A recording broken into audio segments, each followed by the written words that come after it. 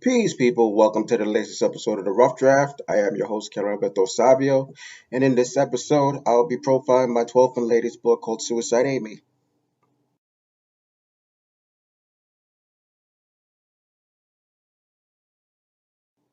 Welcome to the latest Latino Heritage Month edition of The Rough Draft. In this particular episode, I will be profiling my latest novel called Suicide Amy.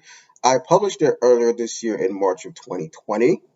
And in this particular book, it revolves around the tragic life and violent death of a young inner city girl named Amy Gutierrez. And the story is told as witnessed by her best friend called Andrew Drew Blood Malone, who actually witnessed her grisly demise. Um, in this book, I talked about it in a number of different episodes. Obviously, when I was profiling what I was going to do for my 2020 projects, so that was episode 6. I believe I talked a little bit about it also in episode 5. I also talked about, I believe, in episode 8 when the books were finally released. So this particular project was actually very important to me. Um, I originally wrote it as a screenplay back in '94, and I was very proud because it was my very first screenplay that I had written. It was one of the very first ones I had done, so this was basically what really started off my writing career as a screenwriter. The story of, as I was saying, revolves around a young lady named Amy Gutierrez. She's from East New York, Brooklyn, and it's basically all the trials and tribulations that go on in her life that kind of lead her to this grisly demise. Just a day in the life of her and her friends. Like I said, her best friend Andrew Malone goes by Drew Blood on the streets, and just their own circle of friends, and a lot of the stuff that she has to actually deal with and go through in her life that kind of leads her up to taking her life. Amy and some of her friends are what would be considered throwaway kids. These are children from a particular neighborhood who people don't really think very much of. They don't think highly of them. They don't really see them getting very far in life. So it's basically they're kind of thrown away. Like people don't really like look to try to help them. And these are the type of people, type of children actually who fall through the cracks. And it's pretty much a society. So from education, even in the community, being abandoned by the elders, and especially at this time, because I make the story take place from like the early '90s, from like about '93 to '94, especially in New York City at the time. Like things were crazy around that time. Like you say, it was the end of the crack era, which was pretty much the decade of the '80s, going into the 1990s. And so you just had like a lot of just really crazy violence going on in the streets around then. So it's just like gang activity and just a whole bunch of crazy shootings. And so these kids get to see a lot. And especially with Amy, a lot of the issues that she deals with in her life, it's kind of you kind of see that trajectory of what led her from when we're first introduced to her in the story to like what led her to her grisly demise. I mean, the way that I actually start the story really is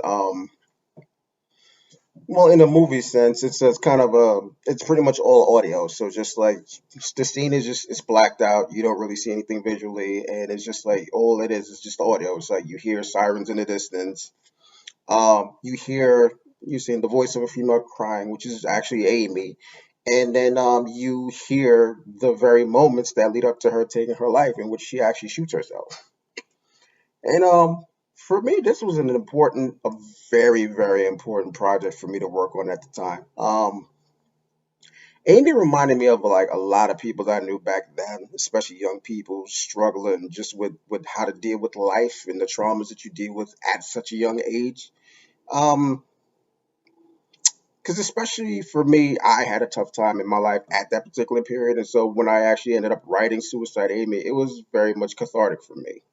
Because honestly, this is probably the first time I've ever publicly admitted this. Yeah, it was a point in my life, specifically in my teenage years, I did contemplate and attempt suicide. You know what I'm saying? Like, I was not a very happy teenager.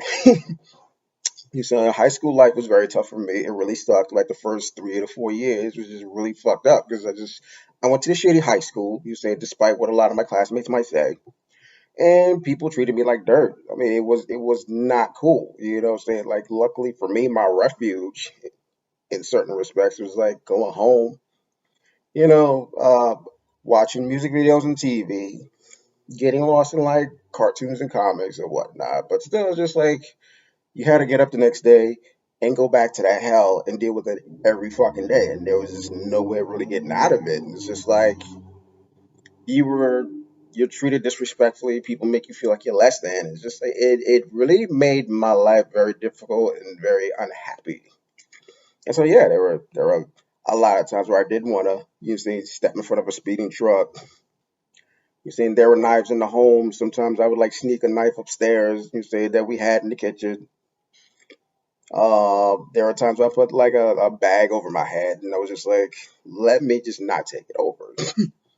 You know what I'm saying? There's oncoming traffic, there's speeding trucks, and it's like, well, what would happen if I just walked in front of it? You know what I'm saying? I'm like, it's tough.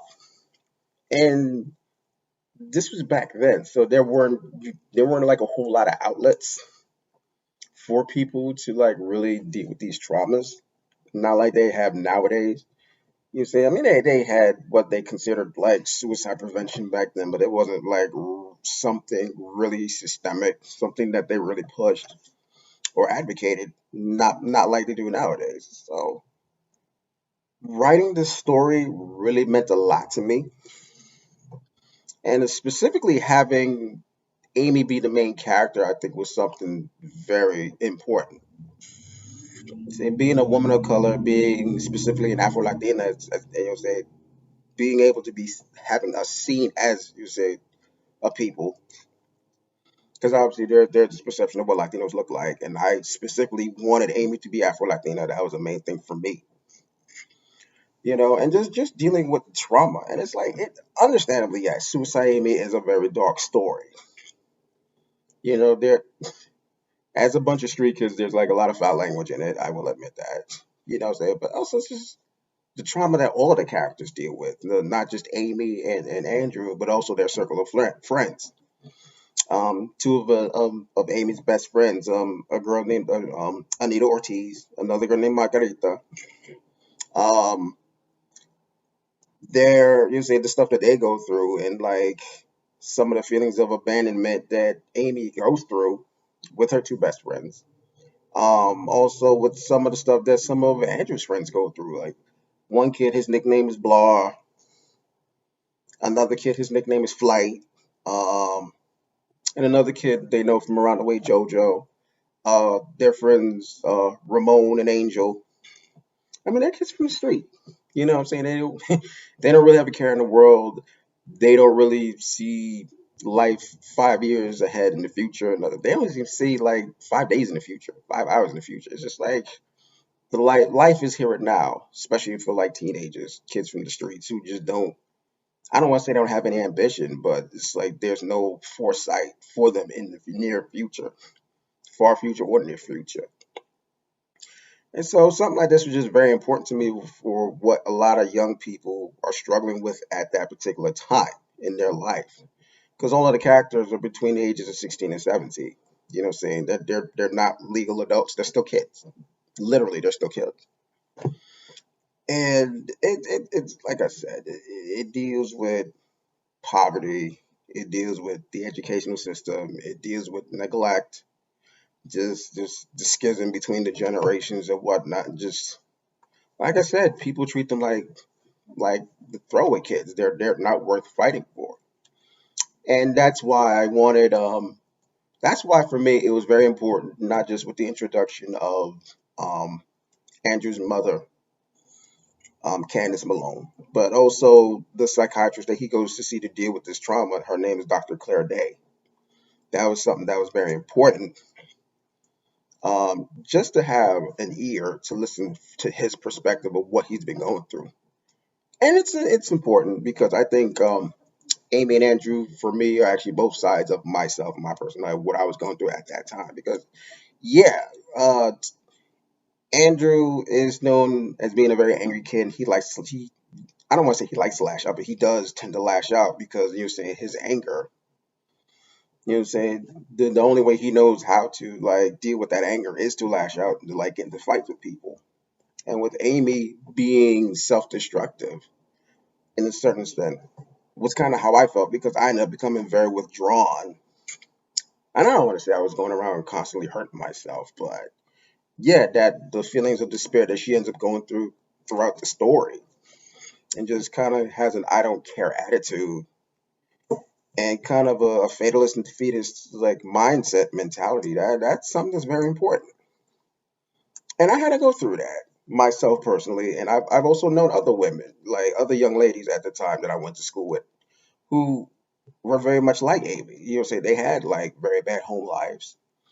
You know, what I'm saying they did have like just bad relationships with like fathers and men in general in their lives, and so they didn't feel very loved by their parents or very respected by using society in general. So I saw that, understood that, and I kind of incorporated all that when I created the character of Amy, other than my own personal experiences.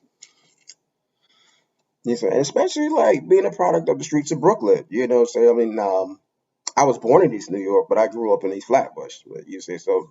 Just also the crazy experiences I dealt with as a kid. You know, say in high school with the shit that I had to deal with them fucking lunatics I went to school with.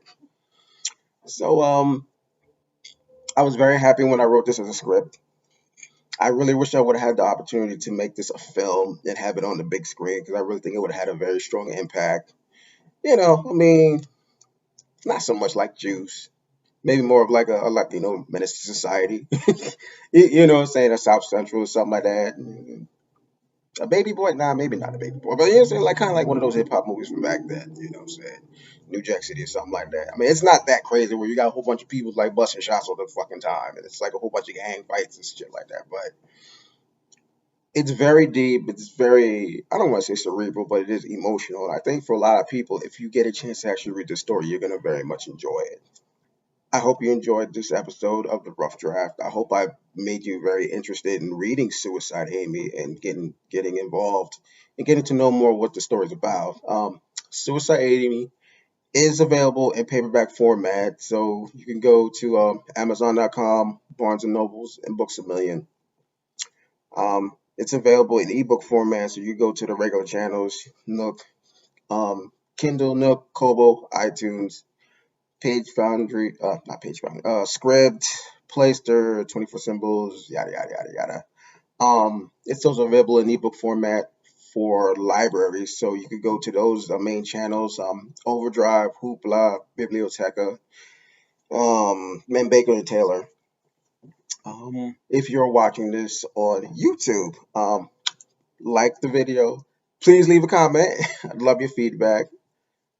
Please subscribe. You know what I'm saying? Join the movement. Is that hopefully you can support my career. Definitely press the notification button so you can know when I regularly post videos, whether it's the rough draft videos or even book trailers or something like that. And definitely, I'll see you next time in the next episode. Keep the fist raised. I'm always on my literary grind. And thank you for helping me to celebrate this next episode of the rough draft and celebrating Latino Heritage Month. Talk to you guys soon. Peace.